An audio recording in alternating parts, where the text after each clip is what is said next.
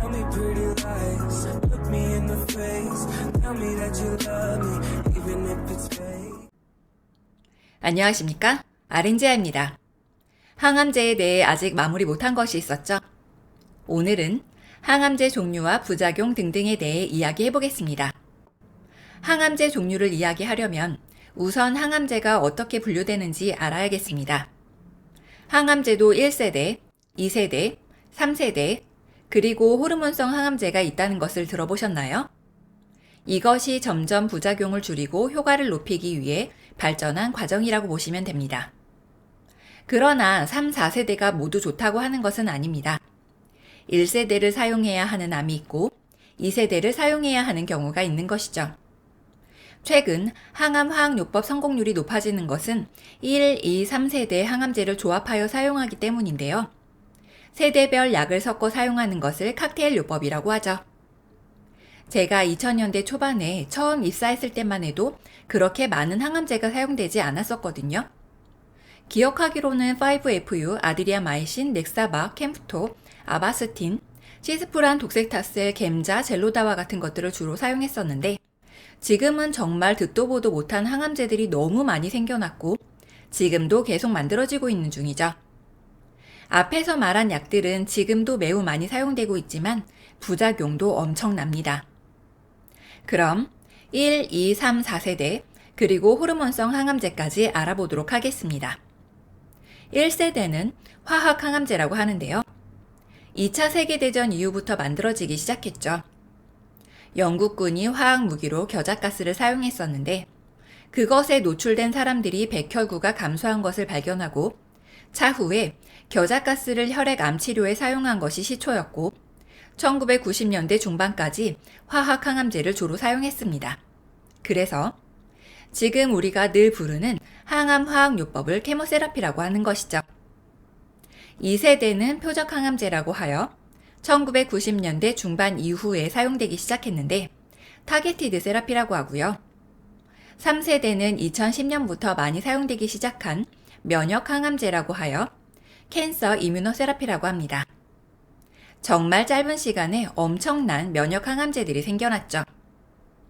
4세대는 대사 항암제라고 하여 암세포가 생존을 위해 공급받는 에너지를 화학적 반응을 통하여 공급받지 못하도록 해서 암세포만 죽게 만드는 것인데요. 아직 임상시험 중이고요. 그래서 4세대 언급은 여기서 끝내겠습니다. 호르몬성 항암제도 있는데요.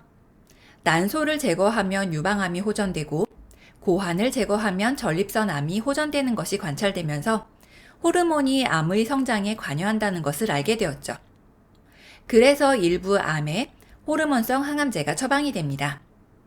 이제 세대별 항암제의 차이를 간단히 보자면 1세대는 암의 어느 장기에 있다고 하면 그 부위에 작용하면서 정상세포에도 영향을 미쳐 부작용이 심하게 되는 것이고요. 2세대는 특정 암세포에 작용해서 부작용이 덜하지만 재발이나 전이가 많다고 하죠. 3세대는 몸의 면역체계를 자극해서 우리 몸의 면역세포가 암세포를 공격하도록 하는 것인데 반응률이 낮다는 단점이 있다고 합니다. 호르몬성 항암제도 유방암이나 전립선암 등 여러 암 종류의 효과도 입증이 되었지만 이것도 부작용이 많고 효과가 없는 경우도 있다고 합니다. 최근까지의 항암제 사용 비중을 보면 표적 항암제가 가장 많이 사용되고 있고 화학 항암제도 상당히 많이 사용되고 있죠. 호르몬성 항암제와 면역 항암제가 그 뒤를 잇고 있습니다. 이제 하나하나 보겠습니다. 1세대부터 볼게요. 화학 항암제는 암세포가 일반적인 정상세포보다 빠르게 증식한다는 것을 발견하여 빨리 성장하는 세포를 공격하게 만들어진 것입니다. 우리 몸의 정상세포는 마음대로 자라지도 않고 규칙성 있게 필요한 만큼만 분열하여 증식하지만 암세포는 무한적으로 무분별하게 자라나면서 정상세포를 밀어내고 장기를 망가뜨리죠. 피부 각질, 위 점막, 머리카락, 혈액과 같은 것들이 원래 우리 몸에서 빠르게 지속적으로 자라는 세포인데 이것들까지 같이 죽이게 되는 것이죠.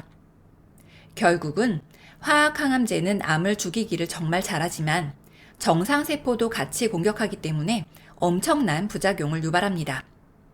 그래서 세포독성 항암제라고 부르기도 합니다. 아마 여러분들도 병원에서 가장 흔히 볼 수 있는 종류이지 않나 싶습니다. 이 세대를 보면요. 표적 항암제는 암세포의 특정 표적 단백질을 공격하여 암세포만 죽이는 것인데요. 따라서 1세대보다는 부작용이 덜하지만 문제는 같은 암이라도 어떤 환자에게는 항암제가 효과를 나타낼 수 있는 표적 인자가 없는 경우입니다.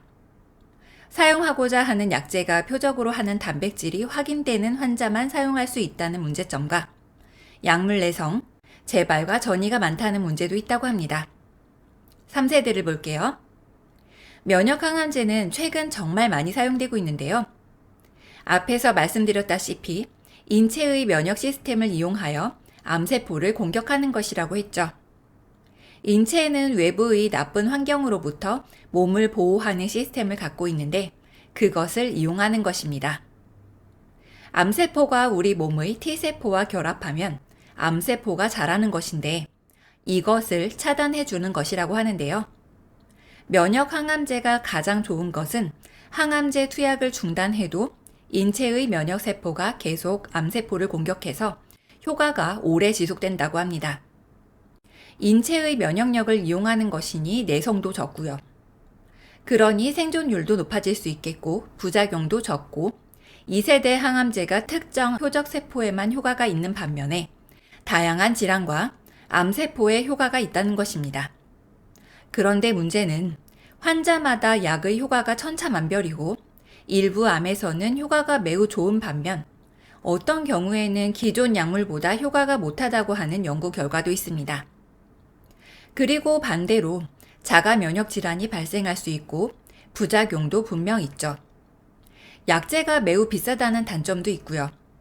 그래서 이 표에서 보듯이 매출이 높은 항암제에 3세대 면역 항암제가 상위에 많이 차지하고 있습니다. 이것은 사용분이 아니라 말 그대로 비용이죠. 과거와 비교해서 매우 많은 차이를 보이고 있습니다. 이러나 저러나 항암제는 불편한 존재인 것은 맞는 것 같습니다. 그리고 각 세대별로 가장 궁금한 점이 부작용이죠. 1세대는 역시나 지속적으로 탈락되고 새로 자라는 세포와 빨리 자라는 세포의 부작용이 많습니다. 순서대로 골수기능장애, 탈모, 구역과 구토, 구내염, 설사, 변비, 말초신경염, 색소침착, 폐섬유화, 신장장애, 심장장애, 신경계 부작용, 출혈성 방광염, 정신장애, 발열 등 전신 부작용이 발생하죠.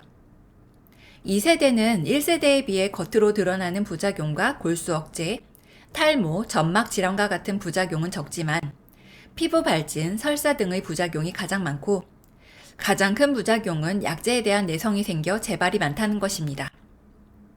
3세대는 면역 기능을 이용하는 것이기 때문에 갑상선 기능 저하증, 폐렴, 장염, 뇌하수체염이 가장 많다는 연구가 있고 자가 면역 질환인 류마티스 관절염, 근육통, 호흡 불안이나 피로감, 설사, 발진과 같이 기존 항암제에서 나타나는 부작용도 보인다고 합니다.